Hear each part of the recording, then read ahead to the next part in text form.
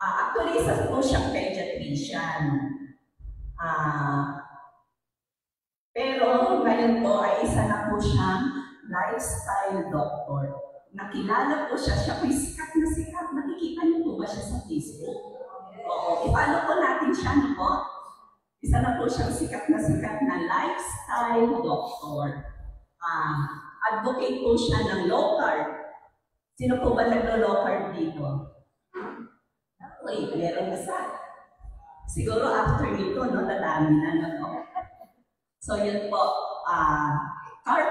isa po siyang advocate ng low carb fasting and active lifestyle. So after nito, pareho-pareho po tayo siguro healthy na pagbalik nito. So, yun po, maganda po ito kung marami po tayo mga nararamdaman, ano po, para tayo ay makita natin yung tamang daan para sa maging healthy. So yun, nais ko po ipakilala sa inyo ang ating guwapo, magaling at healthy doctor, si Dr. Brian Audrey Castillo.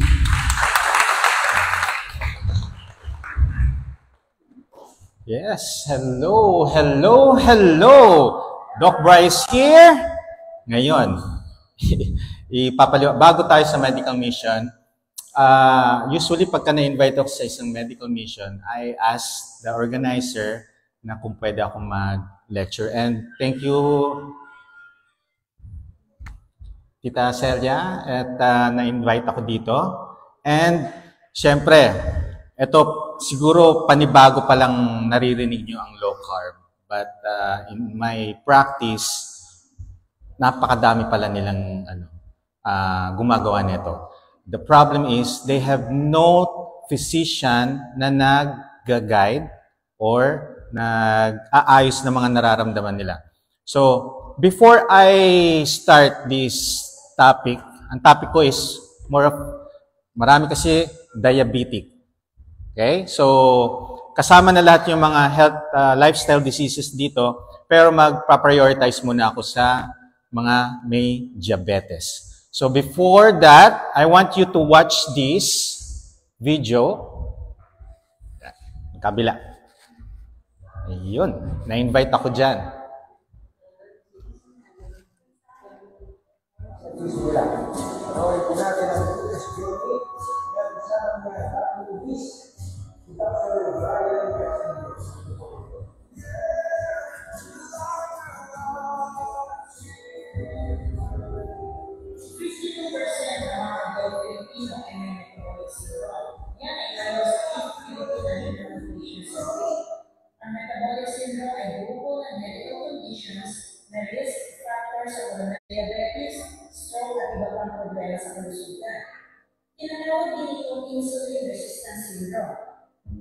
Si Dr. Brian Audrey Castillo, isang pediatrician, ang minsan ang nakabilang sa daras ng may metabolic syndrome.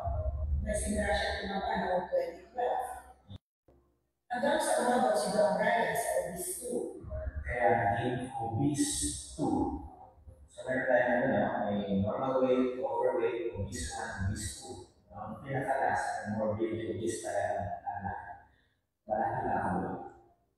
Kakita naman sa sakit ito, ang pagdami ng maintenance at paggamit niya ng makina para lang makatulog. Nung may severe sleep, obstructive sleep apnea ko, meron akong machine, CPAP, which cost mahal.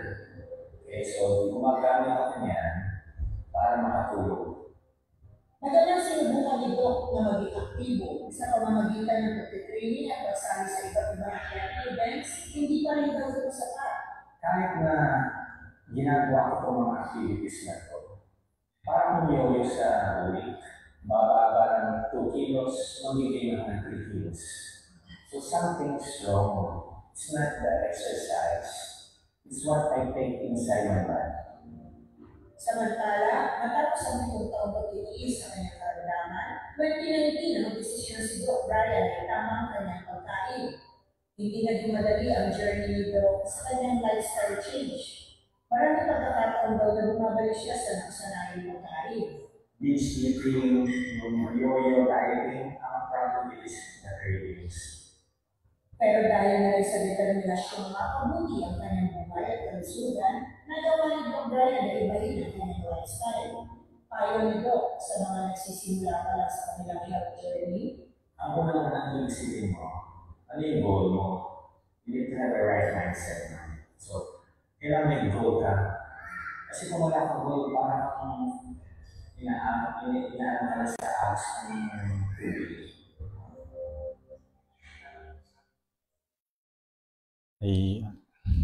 Ayun. So, thank you.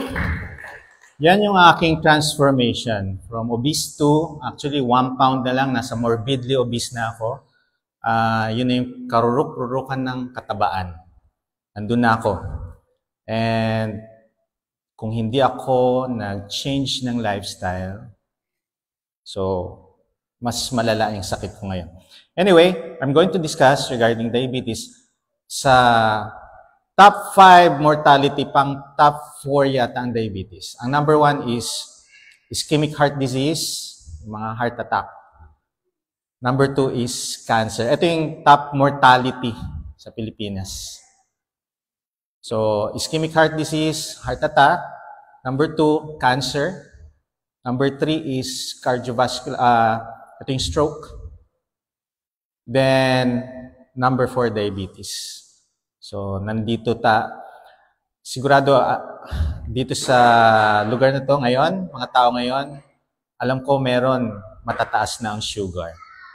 Right?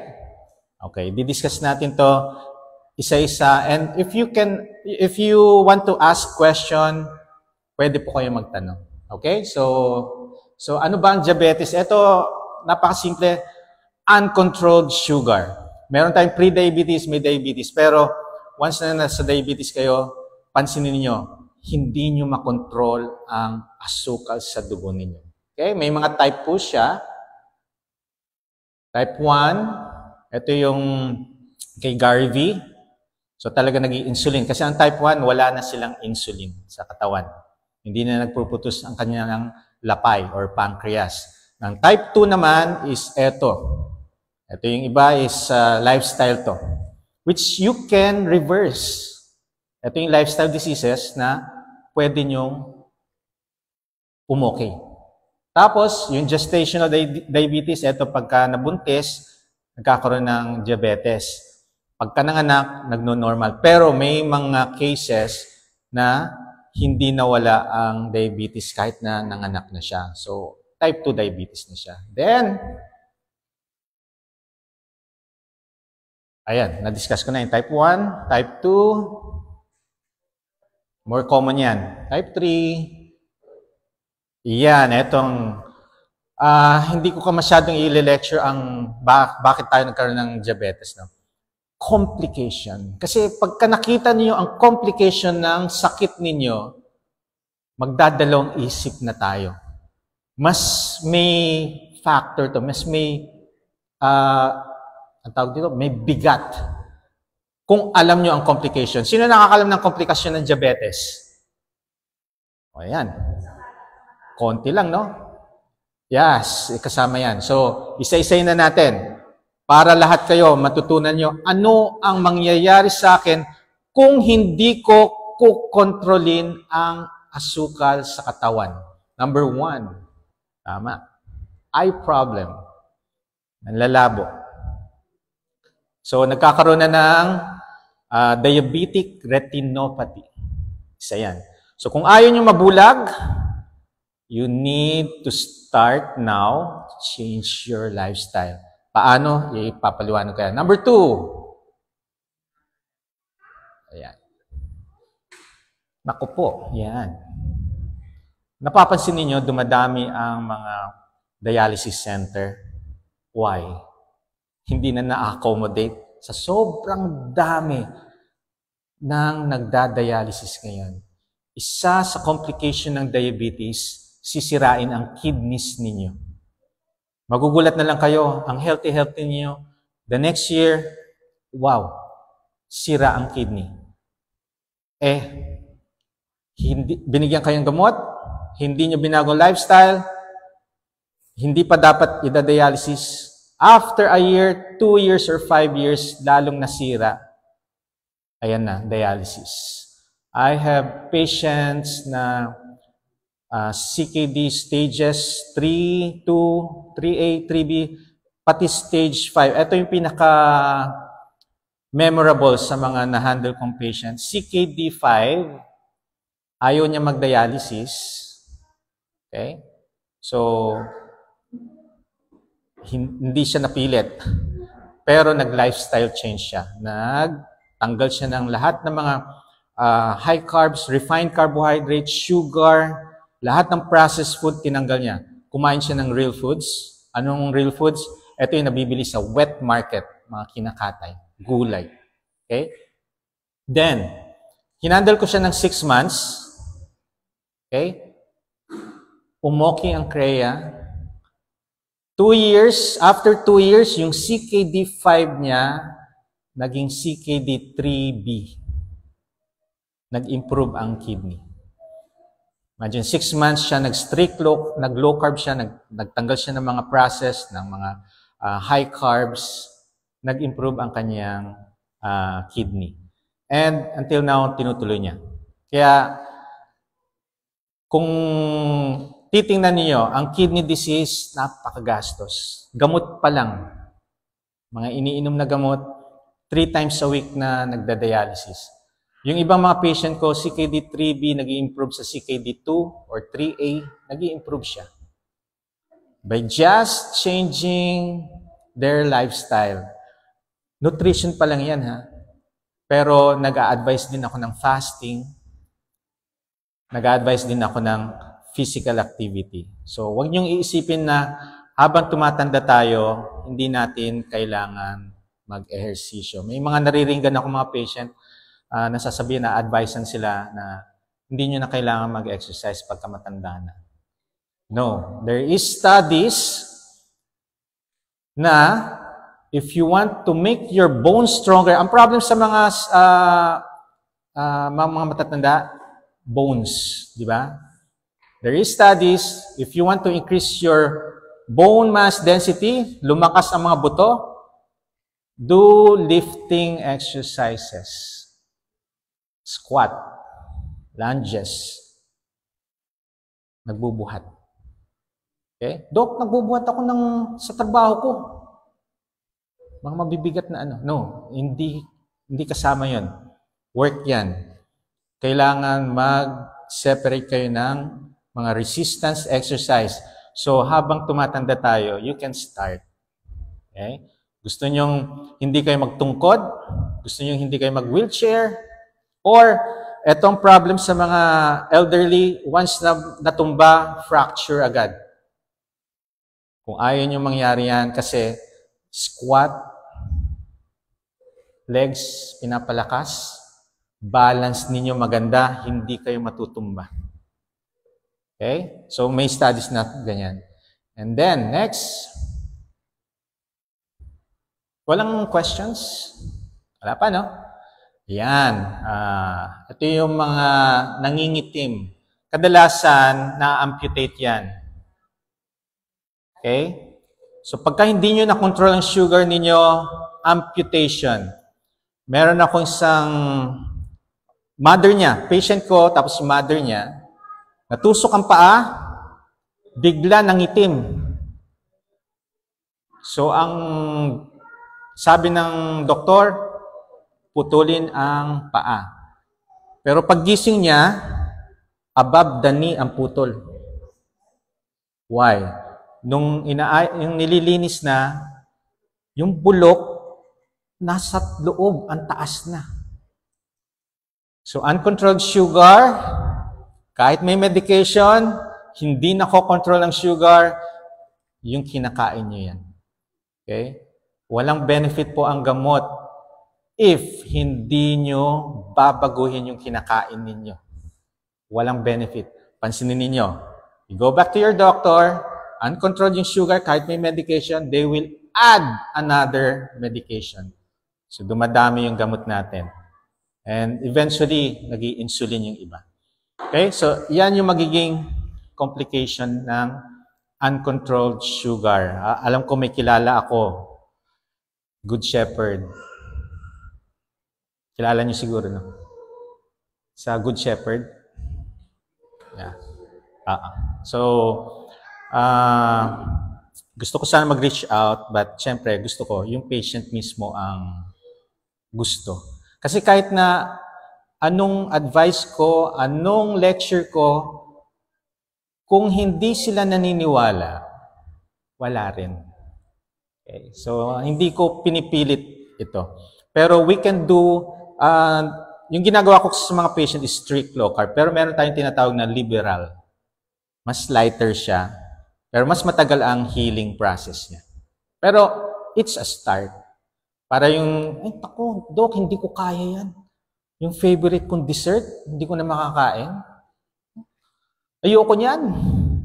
Okay. So, okay lang yan. Nasa inyo yan. Kung gusto nyo mag-heal, gusto nyo matanggal ng medication ninyo, gusto nyo gumaling ang inyong diabetes, nasa inyo yun. You are the captain of your health destiny. Kayo pa rin ang masusunod. Kahit yung doktor mag-advise sa inyo, kayo pa rin ang masusunod. Okay, so kung gusto nyo maiwasan yan, control your sugar. Please. Okay? Next. Ayan, yung neuropathy. Yung nerve damage. So, iba-iba ang nararamdaman nila. Yung iba, pag umapak sila, hindi nila nararamdaman ang paa. Yung iba naman, tinutusok-tusok. Pagka nakakaramdam na kayo ng ganyan, check nyo yung sugar ninyo. Baka matataas na. Okay? Yung iba naman, talagang painful. Ito yung debilitating sa diabetes. Hindi ka makapasok. Bawat apak mo, namimilipit sa sakit. Napakasakit. So, yan yung mga nerve damage na yan. So, kung alam niyo yung complication ng diabetes, sigurado ako, kukontrolin niyo na ang sugar ninyo. Because kung hindi niyo makontrol yan, yan ang mangyayari. Okay? Next. Sige, next po, Kuya Joe. Yan. Tingling, burning, pain, numbness. Yan ang mararamdaman niyo sa diabetic neuropathy, ang tawag dyan. Next. Yun. Stroke and heart attack. I have a patient, stroke patient na to. 2 decades na diabetic, 22 years diabetic, nag-i-insulin ng 7 years, normal ang BP, na stroke. Tinanong nga niya ako, Doc, bakit ako na stroke? Normal naman ang BP ko. You have uncontrolled sugar. Diabetic po kayo. Ilang dekada? 2 dekada. 22 years. Anong complication ng diabetes? Stroke. So, nung diabetic siya, normal ang BP, nagtataka siya, bakit siya may stroke? Okay? So, diabetes, complication, stroke. So, kung ayaw niyong ma-stroke, control your sugar. And of course, yung heart attack din. Kasama din sa mga heart attack, ang complication ng diabetes. Kaya nagtataka tayo, no? Ang dami natin mga gamot sa hypertension, diabetes, yung iba fatty liver, arthritis, rolled into one. Yung patient ko na na-stroke, diabetic for 2 decades, ano pa siya? Marami siyang complicated cases eh. Talagang ako, tumatanggap ako ng complicated cases that ngayon nag-i-improve. Dati siyang nag-i-insulin, ngayon wala na siyang insulin. Oral medication niya, wala na rin. Yung hypertension ngayon. Dati hindi siya hypertensive, nung diabetic siya. Ngayon hindi na siya, controlled na ang kanyang sugar, hypertensive naman siya ngayon. Okay? Pero hindi siya yung alarming na hypertension. Hypertension can also damage your kidney, not only diabetes. Okay? Kung uncontrolled sugar, uncontrolled blood pressure can also damage your kidney. Okay? So, So, mga oral infections. Yan. Next. Ayan. If you have gatherings, family gatherings, magdala kayo ng pang-test ng sugar. Okay? Or BP gadget. Hop! Before eating, check muna tayo ng sugar. I'm sure, meron dyan, 1, 2, matataas ng sugar. Reminder to, kasi hindi tayo nag-check. Takot nga tayo pumunta sa doktor. Takot tayo magpa-check. Baka kung ano yung makita. Ano lang to? Parang wake-up call. Kasi meron talaga nangyayari sa isang gathering, 400 ang sugar. Nandiyan mo yun. So, hindi niya alam na diabetic na pala siya. Hindi niya alam na hypertensive na pala siya. So, kung hindi niya makokontrol to, magugulat na lang eh. Baka na-stroke na siya. Inatake na sa puso. So, isang guide yan. Pagka may mga gatherings, check, magdala kayo. Magkakagulatan na lang yan. Okay? Pero this is a good assessment sa health. Lalo na kung bihira naman tayong pumunta sa doktor. Sa mga Pinoy kasi, matiisin. No? Pag kami nararamdaman, kung kaya naman, pills, hindi kayo magpapacheck up. Ganyan madalas. No? Pero ngayon, I advise you, check kasi ito yung generation na puro process ang kinakain. Na puro fast food ang kinakain. Hindi ko na nakikitaan. Usually, nale-lecture yung Pinggang Pinoy, food pyramid. Pero hindi na nasusunod yan eh. Ito yung parehong both mother and father nagwo-work. Nabutan ko pa, father lang ang nagtatrabaho eh. Ngayon, pareho na. So, very busy. Hindi na nagpre-prepare ng mga food. Gusto natin instant agad. Yan yung, yan yung nagiging kasanayan na ngayon. Which is, kung ayaw nyo magkaroon ng lifestyle diseases, ang ating mga anak, apo, you need to change it. Bumalik ulit tayo sa lutong bahay. Sa totoo lang, pinapatanggal ko. Pagka may mga patient ako, nagpapa-guide sa akin sa lifestyle, okay, nabibigla sila. Bakit? Lutong bahay, tinola, paksiw, no? Tanggalin nyo ang mga sachet na nagpapasarap. Mga cubes na nagpapasarap. Patis, toyo, tanggalin nyo. Dok naman. Anong lasa nun? Diba? Marami akong ganyan mga reactions. Kaya naiintindihan ko yan. Ang ginagawa ko lang, you will change yung lifestyle ninyo. Nasanay na kasi kayo dyan sa lasang yan. Pagka nirehab natin ang mga dila natin, nirehab, no? Tanggalin natin itong mga pampalasa, salt and pepper is enough. Herbs, may mga herbs, thyme, rosemary, yung mga hinahalo natin, no? Garlic powder, pwede yan. And spices. Yun lang yung mahalaga dun. Real foods yan. Pagka nasanay kayo, 2 weeks, 3 weeks, alam nyo, sasabihin nyo, ang sarap-sarap ng ulam. Sa umpisa lang yan. Okay? So, marami pa akong mga topics regarding sa health, pero ito yung pinaka gusto kong i-ano sa inyo. Kasi, ano ba yung mga pagkain na kinakain nyo na matamis?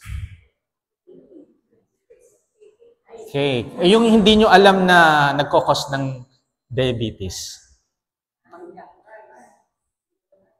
Pwedeng rice, yes. Pero kung pagpipiliin ko ang bread, pasta, mas gusto ko na rice.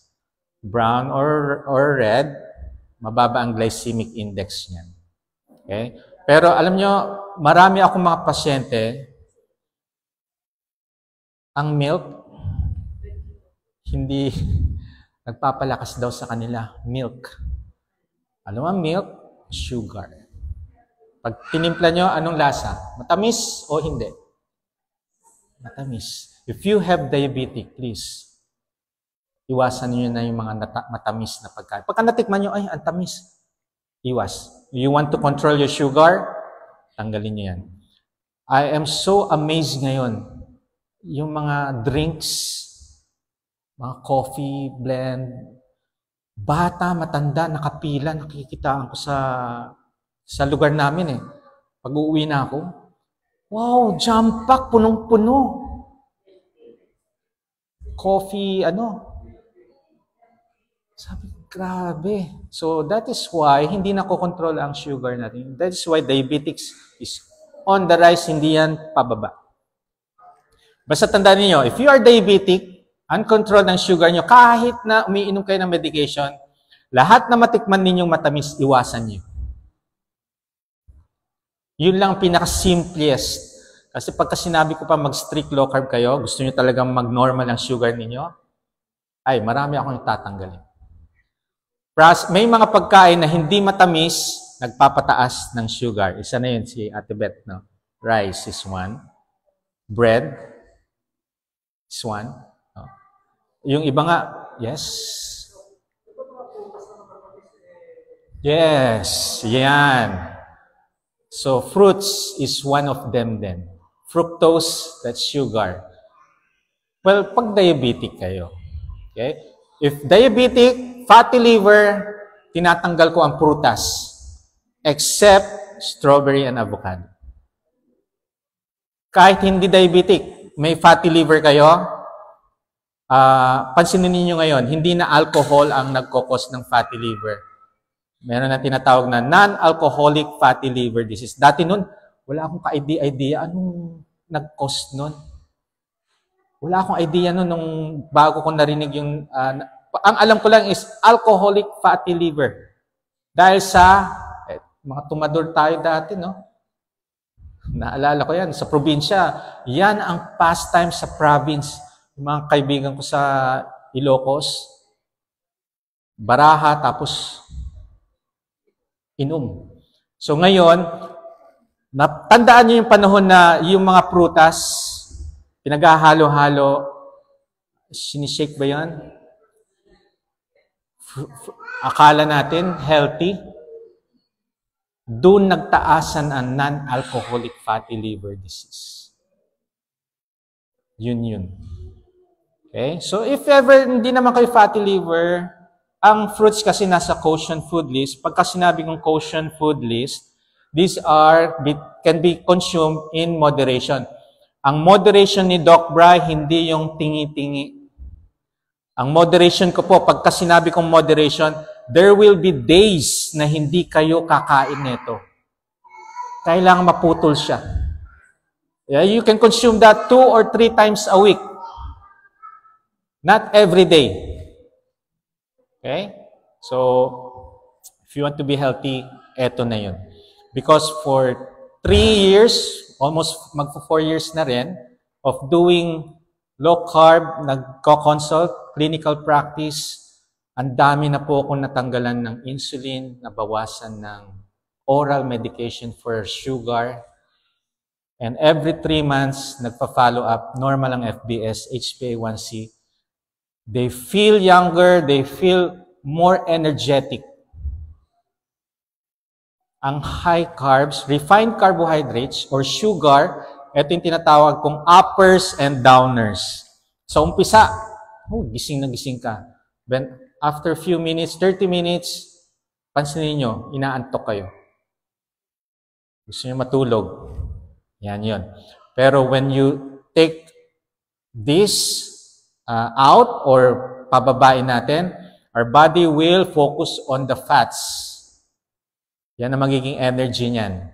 Kaya madalas nga yung mga low carb, it's not zero carb, it's low carb. Huwag niyong iisipin na, ay, wala ng carbohydrates. No, meron. Vegetable will be the carbohydrates. Ang liberal, you can consume 100 grams of carbohydrates per day. Ang 1 cup of rice is 40 to 45 grams of carbs. So you can consume 2 cups. Kung wala kayong mga health issues, pwede yan. Okay? Kung gusto nyo ma-lower yung sugar ninyo, magle-lessen kayo. Yung iba, ginagawa half cup rice per meal. Pero dinner, much better wala na. Yung umaga, tanghalian, yes. Pero kasi sa akin, no, ang practice ko ngayon, I eat twice a day na lang, 2 meal a day. Wala na yung sinasabing breakfast, no? Kaya sinabing breakfast, it's because you are going to break your fasting. So, eat whenever you're hungry. Kung hindi ka gutom, huwag kayong kumain. Ito yung ina-advise ko sa mga ano, no? Sa mga, yes, ang hirap, no? Ako, Dok, gutom na. Sa totoo lang, pwedeng hindi kayo gutom, pero pagka nakita nyo yung kasama ninyo kumakain, napapakain tayo. Kaya sabi ko sa mga naglo-low carb, yung nagla-lifestyle modification, sabi ko, wag kayong tumambay sa kitchen or dining area. Di ba? Favorite tambayan ba yon? Yan. Unconsciously, kahit busog kayo, hindi kayo gutom, or kakatapos lang kumain. Dumating yung partner nyo, o kaya kasama sa bahay, dumating, hindi pa kumakain. So, kakain. Siyempre, makikipagkwentuhan ka. Anong ginagawa ninyo? Kakain din. So, yan yung nagdudulot ng pwedeng nasusobra na tayo ng kinakain and naapektuhan ang ating katawan, ang health natin. So, eat whenever you're hungry. Kung usually, ang sabi ko, 80% full. Chew your meal properly. 20 times or more before swallowing. Pansinin nyo, pagkalimang nguya lang, lunok, hindi kayo nabubusog agad. Yung satiety center natin, hindi nag-trigger on. Kaya, yung naubos nyo yung serving, lalagay ulit kayo ng another serving. Gusto nyo isang serving lang, chew your food. I-enjoy nyo yung lasa. Alam ko masarap. Minsan sa sobrang sarap, ayaw nyo nang maubusan kayo. Nakita nyo yung may ulam pa doon, gusto nyo ubusin na agad to para makakuha agad kayo ng another serving. No. Enjoy nyo yung nasa plato ninyo. Sa totoo lang, isang plate is enough. Hindi lang nagtitrigger yung satiety kasi lunok lang kayo ng lunok. Pansinin nyo, ang bigat. Sakit sa tiyan. Dapat pagka kumakain kayo, hindi dapat masakit sa tiyan. Magaan pa rin. Okay? An example for me is this. Nag-steak ako. Alam mo, minsan ayoko mag-steak palagi. Why? Once a day na lang ako kumakain. Nag-lecture ako sa barangay, ganito. After that, 2 p.m., nag-lunch steak. Sabi, kain tayo ng steak. Nag-steak ako. After that, dinner, hindi ako gutom. The next day, nag-workout pa ako. Nag-clinic. Wala akong nakararamdamang gutom. Ang next na meal ko na 1 p.m. Okay? So, when you eat the proper food and you chew it properly, satiety, hindi kayo nagugutom. And nagtataka kayo, bakit very energetic pa ako? Dapat, di ba, nanlalata ka na? Once a day ka lang kumain? Hindi ka ba nanlalata? It's because saan ko kinukuha ang energy? Sa fats. It's not the carbohydrates, it's not the sugar. Kasi limited lang ang sugar. Pagka naubos na yan, nanlalata na kayo. Pero once sa fats natin, unlimited, depende sa dami ng taba natin. Sa umpisa, mahirap. Pero kung health ang pinag-uusapan, naku po, ang dami kong mga patient, elderly, seniors, gusto nilang mag-change ng lifestyle because ayaw na nilang uminom ng gamot, ayaw na nilang mag-inject ng insulin. Imagine mo, 7 years, nag-i-inject ka. Okay? budget, gastos, and bakit hindi nag-i-improve ang sugar? Ayan na, may insulin ka na, may oral medication ka na. Bakit ganun pa rin ang sugar mo, hindi nakokontrol? Kinakain niya. Sigurado ako, nagti-3-in-1 pa. Kanina lang. Okay? Sa mga patient ko na pumupunta sa akin, number 1 ko yan pinapatanggal. 3-in-1. Alam ko kasi ang sarap eh. Diba? Napakasarap. Yan yung nagpadami ng pandesal ko noon. 3-in-1. Hanggat hindi nauubos yung 1 mag kong 3-in-1 noon, hindi nauubos yung tinapay. Nakaka-consume ako dati ng 20 pandesal. Malunggay pandesal. Sarap. Okay? I'm so glad na hindi naman ako nagkaroon ng diabetes. Pero ngayon, 3-in-1 napakakonti lang ng kape niyan. Yung creamer sugar. Tapos may mga ingredients pa siya. If you want to reduce your cancer risk, processed food tanggalin niyo. One of this is 3-in-1. Processed food po siya. Okay? If you want to control your sugar, tanggalin niyo na po yan. Yung mga gatas na matatamis. Gusto nyo, alam ko bakit binibigay ito. Pampalakas. Or buto. No. If you want to make your bones stronger, do resistance exercise. Eat real foods. Hindi ko na sinabi sa inyo mag-strict kayo. Liberal. 100 grams carbs per day.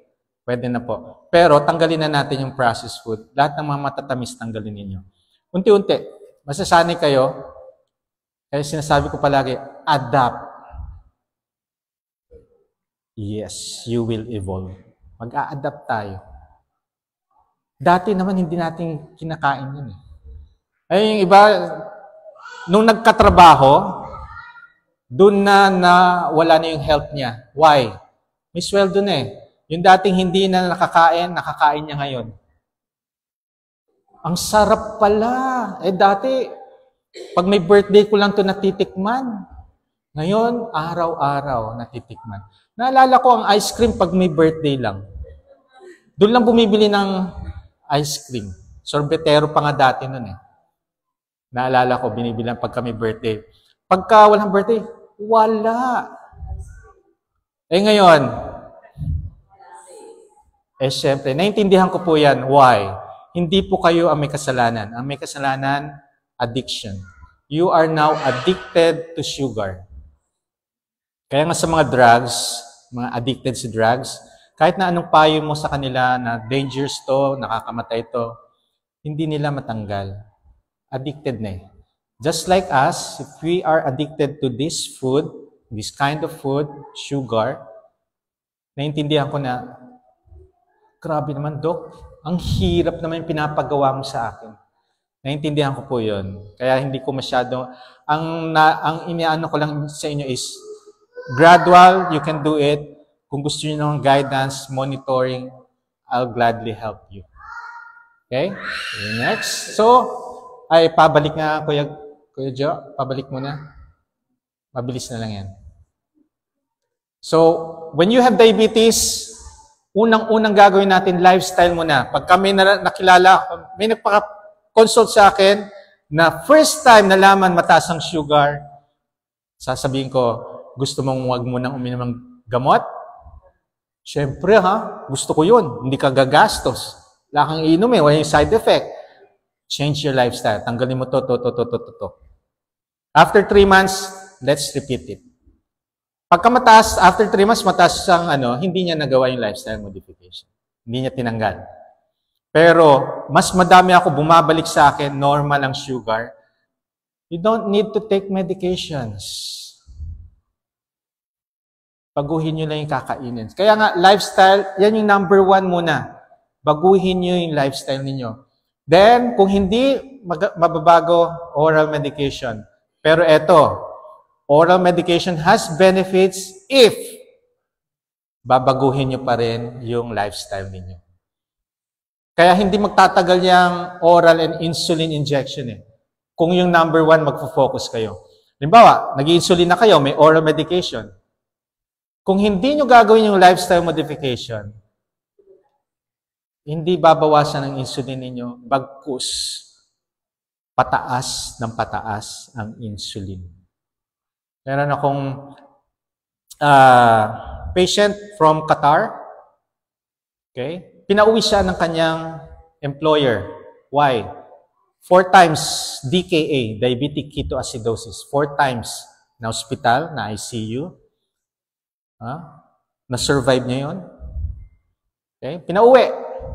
Ayusin mo muna yung health mo. Ang insulin niya, 4 times a day. 15, 8, 8, 15.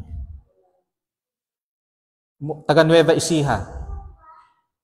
Nagpa-consult sa akin. Pinuntahan niya ako dito sa Bukawi. From Nueva Ecija, bumiyahe siya, kasama ang kanyang wife. Then, whenever I do consultation, matagal. Because I discuss all the benefits of doing lifestyle modification. And iisa-isahin ko yung mga concern. Hindi ako yung 5 minutes lang. Tapos na. Nakita ko na yung lab mo. Gamot na. No. Nagle-lecture muna ako kaya matagal ang aking consultation. 30 minutes to 1 hour or more depending pa sa case. So, nagpa-consult sila. Sabi ko, hindi kita matutulungan kung hindi ako nakamonitor sa'yo. Because injecting insulin, maglo-low carb ka, babagsak ang sugar mo, definitely. Kung hindi mo tigilan yung pag-i-inject ng insulin, lalong babagsak ang sugar mo. Delikado, hypoglycemia, nakakamatay din yun. So, nag-enroll sa program, yung 4 times a day, ginawa ko siyang twice a day. Okay? Ngayon, ang insulin niya, 2-2. 2 sa umaga, 2 sa gabi. Nagre-reklamo na. Bakit? Sobrang liit daw. A-aspirate siya. Hirap na hirap siyang Well, sabi ko, after mag-follow up with repeat FBS, doon natin malalaman kung tatanggalan na kita ng insulin. From 4 times a day, ngayon twice a day, and pwede nang matanggalan pa siya ng And alam nyo, more energetic, hindi siya nanlalata. Ngayon lang niya na-experience itong kakaibang pakiramdam. At tuwang-tuwa ang misis. Why? Aba, 4 times kang DKA? Di ba?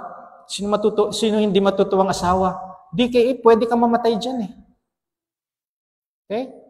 Tapos, 2 months enroll sa program, hindi pa natatanggalan ng insulin. Sabi ng asawa, mag-enroll ka dyan. Diyan nga lang tumino. So, until now, nakamonitor pa rin siya sa akin. Next. Ito yung lifestyle modification na sinasabi ko. Madali lang yan. Nutrition, number 1. Bibilisan na natin yan. Nutrition. Ito yung sinasabi ko. Yung mga process, yung mga sugar drinks, tanggalin na natin. Next slide po. Ito, example. Even though you do exercise, ang isang 45 minutes na stationary bike, 400 plus calories lang na baburn. Kumain kayo, in 10 minutes, kumain kayo ng fast food, nadagdagan kayo ng 1,000 plus calories. Baliwala ang kinakain nyo, baliwala pala ang exercise ninyo kung hindi ninyo aayusin yung kinakain ninyo. Baliwala yan. I've been there, done that. Sabi ko, bakit hindi ako pumapayat? Ang sipag-sipag ko mag-bike, tumakbo, hindi nawawala ang love handles ko. Yan. Okay, so, ayusin nyo yung kakainin. Next. Yan. So, stop eating crap. Okay? Canned goods. Yan. Refined. Yan. So, please, stop that. Kung gusto nyo mag-improve ang health, stop that. Next. Okay, exercise. Sa adult, 150 minutes per week.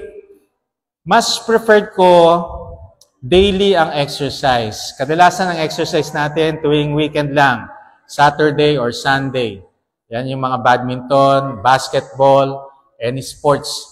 Pero I require them na mag-walking. Kung obese, walking. Maximum 30 minutes. Hindi nyo kailangang habaan ang oras. Hindi ko kailangan yan. Ang kailangan ko, maging consistent kayo. Ang kailangan ko, i-enjoy nyo ang exercise. Kung nag-walking kayo ng 1 hour, 2 hours, na-enjoy nyo ba yun? Ang sakit kaya sa paa. 2 oras ka naglalakad? 1 oras? No. 30 minutes is enough. Daily. You wake up early, walk for 30 minutes. Ang mahalaga, consistent. Halimbawa, tinamad. Ay, umuulan, nakakatamad. Okay? Pag tila ng ulan, kung wala naman kayong gagawin, kahit 15 minutes lang. Basta wag lang ma-break yung consistency. Kasi once na na-break ang consistency, baka after 2 weeks, after a month na kayo ulit mag-walking. Kailangan maging lifestyle ninyo ang walking. Regular walking. Please, nung panahon ng lolo't lola natin, walang sasakyan. Swerte na kung may dumaan na yung karitela, yung may hila-hila ng kalabaw, kariton, swerte na yun kasi makakasakay ka. Libre. Dati naglalakad lang. Ngayon, kanto lang, magbabike pa or magmumotor. Kanto lang ha, kanto lang. Okay? Next, eto. Muscle ng ilang years old? 40. Yan yung muscle. Yung nasa baba, muscle yung sa taas, 40 years old na athletic. Triathlete. Yung nasa gitna, muscle yan ng 40 years old, sedentary. Puro taba. Yung puti. Yung sa ilalim, elderly. 70 years old, triathlete, same lang nung nasa 40 years old. Ang muscle. Kaya, ang exercise, kahit na matanda na tayo. Next, water. Usually, kinocompute ko ang water intake per sa timbang. So, isa yung computation. 100 pounds ang timbang ninyo, divide nyo sa 2. Yung result, 50. Gawin nyo siyang ounces, i-convert mo sa liter. Ito yung total fluid mo per day. Okay? Yan. Pagka kulang, dehydrated. Pag 5 litro, pwede kayo ma-dehydrate din kasi ihi ng ihi. Next. Magpa-araw. Siyempre, mga nagtatrabaho, hindi nyo na maabutan yung 10 a.m. Usually, 7 or 8. Pero kung need, magpa-araw pa kayo. 30 minutes. Then stop. Okay? Moderation sa lahat na hindi natin maiwasan. Alcohol, mga kasama, no? Moderation pa rin. Ang moderation sa akin, may days na hindi kakain. Okay? So sa sugar, hopefully matanggal na natin. Next. Air. Ganda dito. Mapuno. Breathe air sa Santo Niño. May area doon na walking. Fresh air. Okay? Iyan ang isa pa. Rest. Palagi kayong puyat. Nakwento ko na kay pastor yan eh. Yung puyat issues na yan. Please, sleep early, wake up early. Sa akin, before 10 p.m., matulog na. Pagka palagi kayong nagpupuyat, pansinin niyo, nagkakaroon kayo ng chest pain. Pag nakakaramdam kayo ng chest pain, puro kayo puyat. Okay? So, address nyo ang tulog. Ang allowed ko lang is 1 to 2 nights per week. The rest, kailangan kumpletuhin nyo ang tulog ninyo. Ang trabaho, hindi nauubos. Okay? Natatapos siya, pero hindi nauubos. Matapos ang trabaho, meron ulit. Ayan na naman ulit. So please, take care of your health. Kasi kung may sakit ka, hindi mo rin magagawa ang trabaho mo na maayos. Next. Most important, trust in the Lord. That everything you do, no, para sa Kanya lahat to. And that conclude my lecture. God bless. Adapt and evolve. Question. Do you have questions? Pagka obese po tayo or overweight, you need to change that na. Why?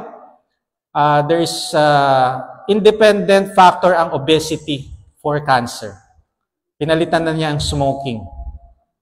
Mas mataas na ngayon ang obesity, independent risk factor for cancer. Please, kung may mga kilala kayong obese or mga mataba, you need to take charge of your health. Unti-unti. Lifestyle yan. Hindi yan isang buwan, 2 buwan. No. It will take 1 to 2 years to be the best version of yourself kung consistent ka. So, ito, yung nakikita nyo, nung pagdating ko, namamangha kayo, no? Nasanay kayo dati sa chubby-chubby, malaking tiyan, ganito. Alam ko, ito yung mga naalala nyo sa akin. Kaya nagugulat yung iba, hindi ako nakikilala. It will take years. Pero kailangan consistent. Kasi kung hindi kayo consistent, you will go back sa dating unhealthy lifestyle. Okay? Watch my Facebook, my page. May mga live po ako dyan. You can ask questions. Okay? And may mga lectures ako, different health issues. Hypertension, fatty liver, gouty arthritis, kasama dyan. Cancer, CKD, meron din po. And hopefully, mas dumami po yung mga mag-take charge ng kanilang health. Okay? Masarap ang pagkain, I know. Pero isipin ninyo ang family ninyo. Gusto niyo bang inaalagaan kayo? No? Nakaratay? No? Parang, ang tawag doon? Pasanin ba ang tawag doon? Yes. Gusto natin, kaya natin ang health natin. No? Take charge of your health. Okay? Questions po? Before yes.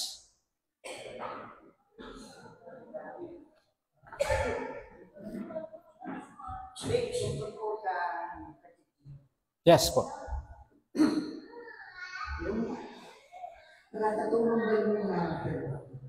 Ano po? Okay, herbal. Okay. Usually, okay, ang herbal, no, ang gusto ko dito, take note, herbal is pwede naman, pero tingnan nyo ang ingredient. Kung 1 ingredient yan, good. Kung maraming ingredients, add. Kaya yung ibang herbal na, halimbawa, tea, herbal po ito. Isa lang naman ang ingredient niyan, okay lang yan. Pero ang mahalaga, kung nagko-concentrate kayo sa supplement, mas mag-focus kayo sa tubig. Kidney disease to, no? Tubig. Kasi nadadamage ang kidney natin dahil dehydrated tayo. Okay? Tapos yung mga pagkain na processed food, sugar, ito yung mga inflammatory foods. Pag herbal, okay lang sa akin basta ang ingredients, it's not once sa herbal, yung ibang mga tinitake ingredients is below 3. Tingnan nyo yung ingredients. Kung more than 3 ang nabibilang ninyo, tigil nyo na. Kung meron kayong health conditions, ha? Like sa kidney. Ha? Ang alin po?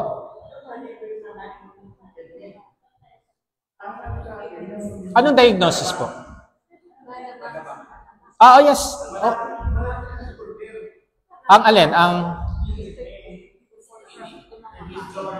kidney stone. Okay. Bakit tayo nagkakaroon ng kidney stone? Tandaan po ninyo, no? Dehydrated po tayo. Tapos, makikita nyo urinalysis, pag kami mga crystals, pwede kayo magkaroon ng kidney stone. So, meron tayong tinatawag na oxalate sensitive. May mga vegetable na mataas ang oxalate. Pagka sobrang dami ang kinakain ninyo, pwedeng mag-crystal din yon. Tapos, kadalasan kasi oxalate ang common na kidney stones. So, hydration, tanggalin yung mga process. Umiwas muna sa kape, tsaa. Iwas muna. Unless, yung herbal, okay lang yan. Kung magtiti kayo, as long as yung water intake nyo, enough. Kasi kadalasan ang kidney stones, dehydrated talaga tayo. And iiwas tayo sa mga oxalate-sensitive foods. Very good. May gamot naman na nagdi-dissolve. Pag binago nyo yung... Ang maganda dyan, no? Nung nagbana ba kayo, ano yun? Fluids din yun eh. So, nung nadamihan ng fluids ninyo, nag-improve. Hindi lumala yung stones.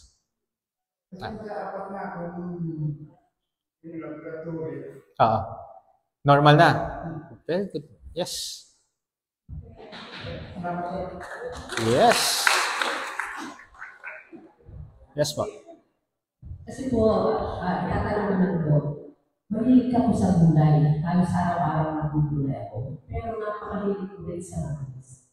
May posibilidad ba na mag-ano pa rin na magka-diabetes pa rin ako despite na sobrang naman hilig ko sa gulay? Well, depende yan sa katawan natin, no? So, mahilig kayo sa sugar, sa sweets. I-monitor nyo kasi pwedeng mga inflammatory foods kasi ang sugar. So, kung hindi man kayo magkaroon ng diabetes, ibang sakit naman ang magkakaroon sa inyo. Okay? It's not only the diabetes ang pag-aano natin. So, ang inflammation, kahit hindi kayo diabetic, pwede rin kayo ma-stroke.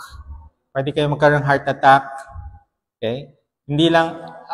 complication lang yan ng diabetes, pero different entity din. Kung nasasanay kayo sa mga inflammatory foods, pwede pa rin magkasakit. Okay? So, kaya nga regular check-up, consult, para malaman nyo. Kasi ngayon normal, no? Normal ang mga sugar, normal lahat. After a year, 2 years, or 5 years, normal pa kaya. Kasi different individual. Ang individual natin, yung pagkatao natin, pwedeng madali kayong magkasakit or pwedeng hindi. Depende yan. Kasi kung dati sanay kayo sa healthy lifestyle, nung lang nakakaraos na, saka kayo nakakadami ng mga sugar, mas maiksi yung mga inflammatory foods na nakain nyo. Compared nun sa dati na decades na nag-sugar, mataas ang intake ng sugar, mas maraming damage sa organs ng katawan. So, individualized, hindi pare-pareho ang mga tao. Okay? Ayun. Yes po. Sabihin ko bawasan, hanggang maaari bawasan o i-limit yung kanin. Pero alam po natin na sa, like, kung wala kang masyadong budget, karamihan yung kanin yung I know. ang pabusog. Di ba? Para mabusog ang kanin. Ano po yung pwede ipalit sa kanin? Kung may ulam ka, pero medyo ulang budget, ano yung pwede po ipalit sa kanin? May vegetable. Meron tayo yung cauli rice. Pwede yon. Mahal? Egg. Egg white. Egg white. Yung egg white. Okay? And ang isang alternate niyan is yung vegetable. Leafy vegetable is carbohydrates naman po yan. Nasanay kasi tayo sa rice. Once na nag-change tayo ng lifestyle, no, iniwasan natin itong sugary food, nagbawas tayo, unti-unti, hindi na tayo nagugutom sa rice. Like me, hindi na po ako kumakain ng rice. So, yung iba nga, akala nila magastos. Kung twice a day ka kumain, compared sa 5 or 6 times kumain, di ba? Meron ako isang patient na tutuwa nung trinay niya mag-limit ng processed food. Wow! Nagulat siya. Hindi siya nagugutom. So, nung kumain siya twice a day, ang laki doon tinipid ng gastos niya. Dati, dumadaan pa ng Starbucks. Dumadaan pa sa fast food. Ngayon hindi. Lutong bahay, ang laki ng tipid. Ang laki daw ng tinipid niya sa kinakain. Okay? Yung mga sweets, mga sugars, mura. Pero hinahanap mo palagi. Yung quantity dumadami. So, mas mahal. Pero kung busog ka naman, hindi ka nagugutom. Kaya kadalasan, ang first meal ko is Lunch, 12 noon, 1 p.m. Pag uwi ko na ng bahay. Dok, nadinig ko po na sinabi ng doktor na food is medicine. Yes. Kasi the source of nutrients ng tao. Sabi niyo po kasi, huwag kakain hanggang hindi lang ito. Yes. Yes. Ano po ang source of nutrients ng body natin if we eat less? Okay. Yung fats. Ang energy source ng katawan natin are two. Carbohydrates and fats. Protein, hindi naman source of energy yan eh. Okay? So, ito yung mga macronutrients, fats, carbohydrates, and protein. Dalawa lang energy source. Pag binawasan mo yung carbohydrates, ang katawan natin naghahanap ng ibang energy. So, pagdidiskitahin niya ngayon ang fats. More energetic. Hindi ko na-feel ang energy nun nung puro carbohydrates ako. Why do I do that na naglo-low carb ako? Because kahit hindi ako kumakain, bakit ako napaka-energetic? When I do races, fasted state, wala pong laman ng tiyan ko. Salt stick, electrolytes lang. Maraming magtataka, pwede pa yun? Ha? Kaya pala yun? I did the Tokyo Marathon, salt stick, electrolytes, 4 hours and 7 minutes. Best time ko ng marathon, 42 kilometer takbo. Without eating. So, namamangha tayo, no? Because ang source of energy ko, fats. Pero ano po yung sources ng food containing fats? Okay. Sa mga animals, may mga fats yan. Sa fish, may fats. Coconut oil is fats. Avocado, may fats din siya. Yes. I know. Takot tayo sa karne.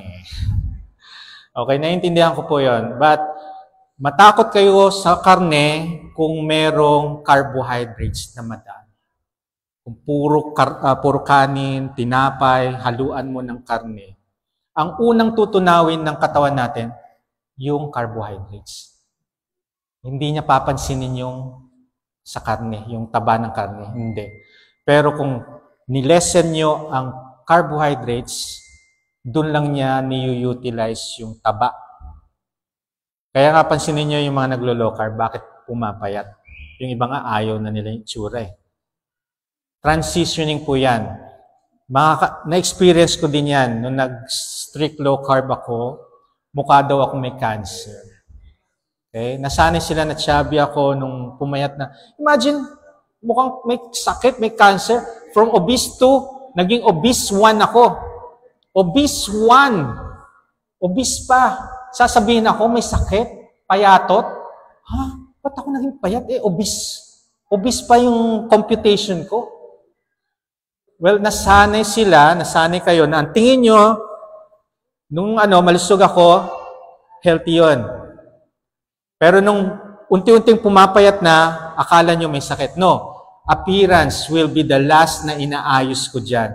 Ang mahalaga, ayusin nyo yung root cause.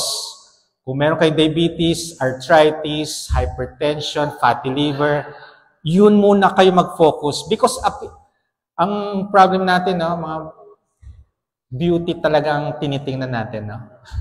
Naku, pangit ko na. May event ako. Pero hindi nyo nakikita, ang ganda-ganda ng laboratory ko. Energetic ako. Pero nakikita nyo yung appearance. Huwag kayong mag-alala. It will take time. It will take a year or 2 years bago nyo makita best version ninyo. Sa ngayon, makikita nyo parang tuyot. No? May kulang pa yun. Inaayos pa naman natin yung mga problem. Yung problem muna unahin. Appearance, last na yan, aayusin natin. Huwag kayong mag-alala. Nanggaling ako dyan. Ang tingin sa akin, nung dumaan daw ako sa clinic, ang bata nung dumaan na. Tatanungin nila ang age ko. Tinanong ko, anong age ko? Mga 30s. Golden boy na po ako, 50 years old. And hindi ko ma-imagine na itong mga ginagawa ko, triathlon, duathlon, marathon, hindi naman ako sporty dati. Alam niyo yung Kuya Jojo yan. Alam ko sila Kuya Jojo yung mga sporty type nun. Basketball nga, palagi akong naaagawan ng bola. Pangpuno lang ako ng bench. Never ako naging athletic. Triathlon, ayain niyo ako, hindi ko kayo uurungan. Marathon, yes, sasamahan ko kayo. Ito endurance sport. Doon ako ngayon nag-excel. In my age category, 40 to 49 dati, nagte-third, nagse-second, nagfe-first. 40 ang mga kalabang ko. 40 years old. Ngayon, nasa 50 na ako, nag-excel pa rin. So, mag-i-improve po ang health nyo. Okay, any more questions? Yes? Doc, diba yung source of energy? Good morning po. Di ba ang source of energy is fats? Yes. And yung fats na ito na yung mga healthy oils like coconut oil, at saka yung fats na rin sa meat ng animals. Yes. Healthy yun, di ba, Doc? Yes, as long as it's real, ha? Meron mga processed meat. In a case po, Doc, na nagkaroon ng cancer, Yes. safe po ba yung mga products like butter? Di ba butter is rin sa fat food? Much better is grass-fed butter. How do we know na grass-fed siya? Yan. Titingnan na natin kung yung sa label niya, kung kasama siya sa grass-fed butter. Bihira, pero meron. Si Kuya Gibo ang nakakaalam ng mga product na yan eh. Kasi nakikita ko po, gumagamit po sa ng butter, pero ang nakikita ko yung pinaka-less ng ingredients. Okay. May arla, may inward, yun. Basta ang mahalaga, no, when you use this butter, mas maganda, palagi sa prito yan, di ba? Ang sa akin, no, variety pa rin. Huwag kayong masanay puro prito. Mas maganda may sabaw. Pizza rin. Yes. So,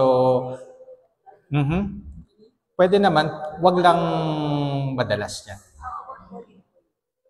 Olive oil is good. Mas better ang coconut oil, ha? Mas better ang coconut oil compared sa olive oil. Pero ang olive oil is used sa salad. Walang lasa. So, maglagay kayo ng salt. Okay?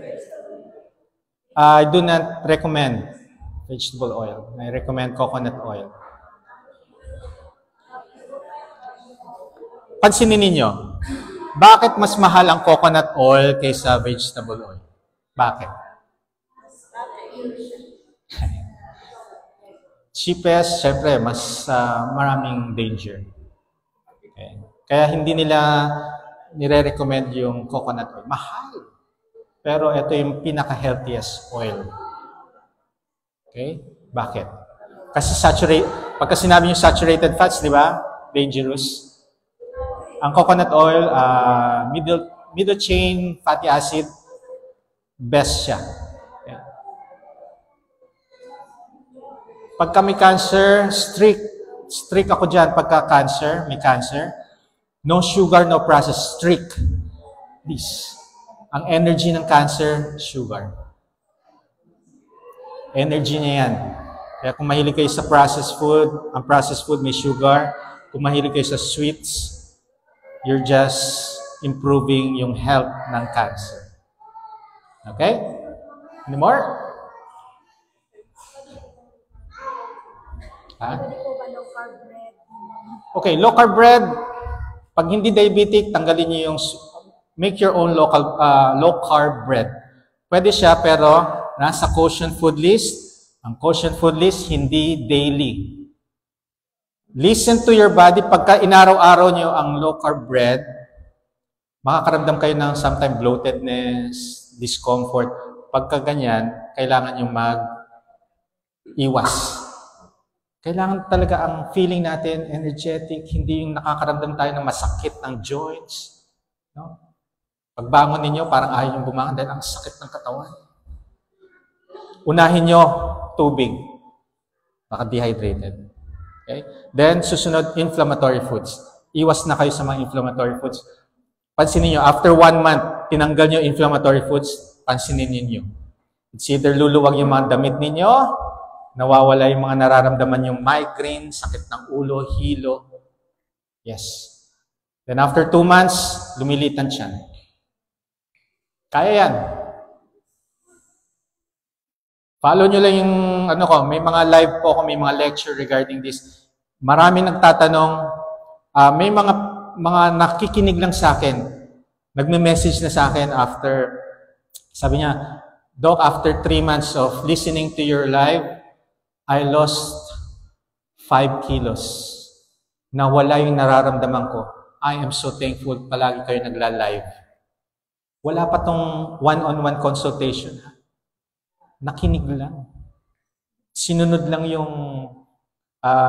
kasi wala namang mawawala sa inyo eh. Sundin ko kaya? Gawin ko kaya? 1 month, gawin nyo. Tingnan nyo yung effect. Kung mas energetic kayo, nawala yung mga nararamdaman nyo, kaya sinasabi ko, huwag kayong aalis sa doktor ninyo kung yung mga sakit ninyo na tanggal niya. Lalo na kung nababawasan pa yung gamot. Tulad sinasabi ko sa live, ako lang yata yung nagtatanggal ng maintenance. May basis ako dyan. Bakit ako nagtatanggal? Kaya in every medical mission, I want to take this opportunity to give lectures. Kasi kahit na ilang beses kayo pumunta ng medical mission, mag-organize kayo ng medical mission, walang benefit kung hindi na liliwanagan na it's not the medication, it's not the free meds or free consultation. No. Yung kinakain, yung lifestyle natin, ayusin lang natin to. Nako. It will benefit you more. It's not the free meds or free consultation. Yung lifestyle, baguhin nyo, will benefit you more. Okay? Yes? Wala na.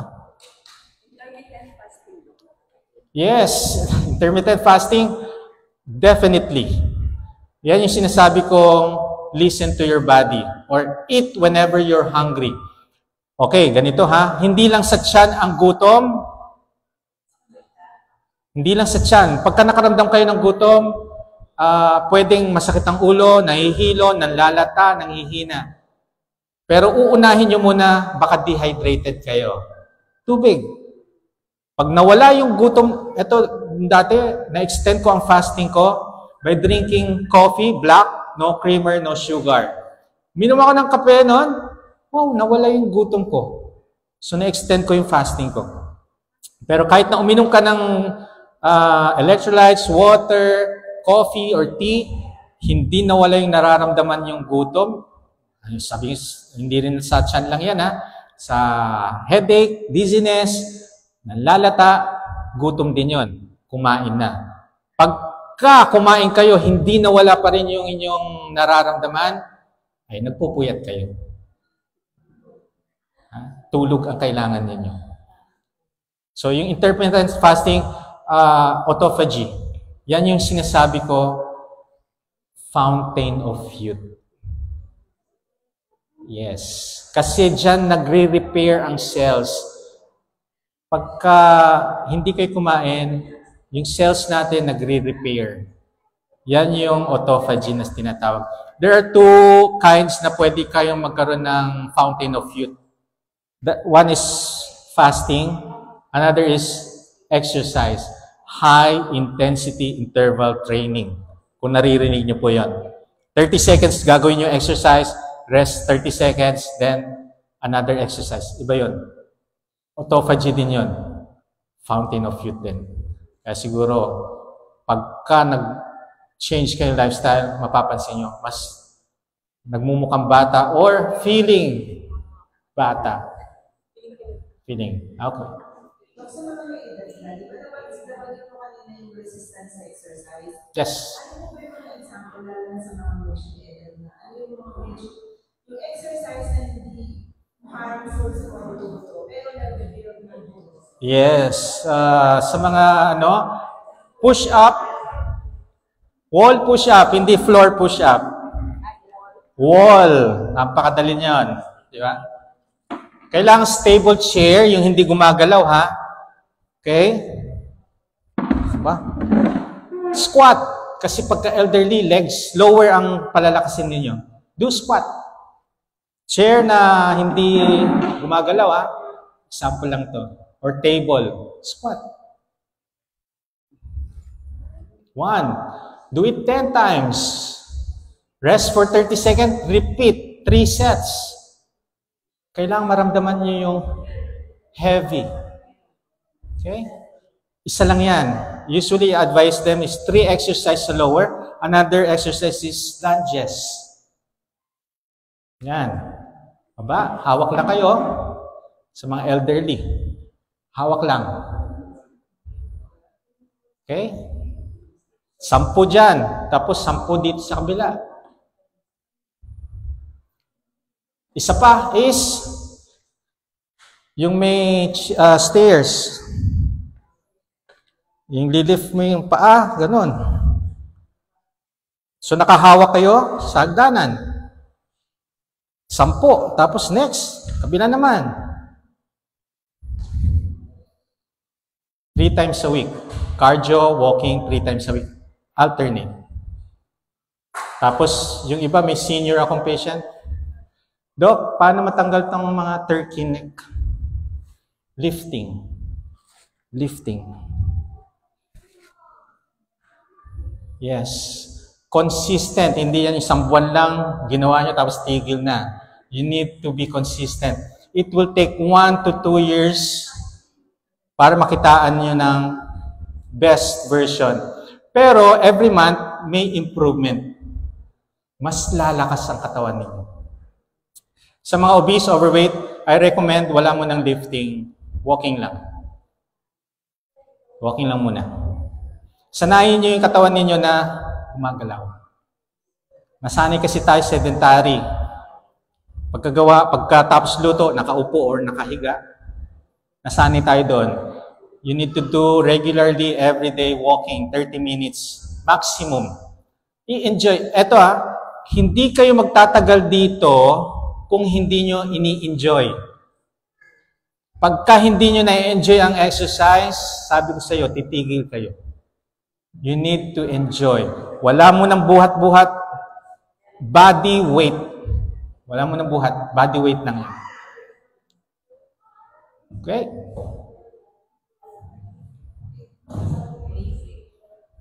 Yes. Okay, so yes. Buti na lang. Okay lang picture, lahat. Tapos, ang maganda dito, konti lang yata ang medical mission, no? Kayo lang? Saan niya ako? 100? Okay? So, picture? Dito? Salamat po tayo kay Doc Brian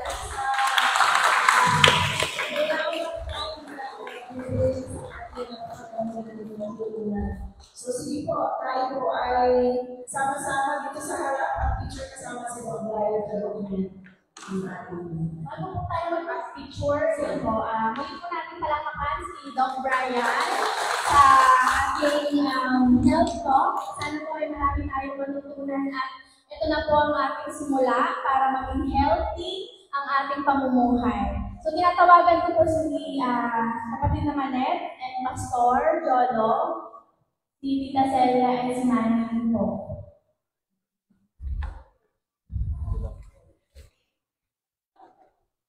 This certificate of recognition is given to Brian Aubrey Castillo, MD, for his invaluable contribution as guest speaker during the conduct of medical mission at Jesus the Savior United Methodist Church with the theme Helping Hands for a Healthier Life, given this 21st day of September 2024. Signed by our AC Chairperson, Manette D. Ortaole, our Administrative Pastor, John Carlo Santos, and Outreach Committee Chairperson, ako po ay si Len Villanueva po. Thank you, thank you.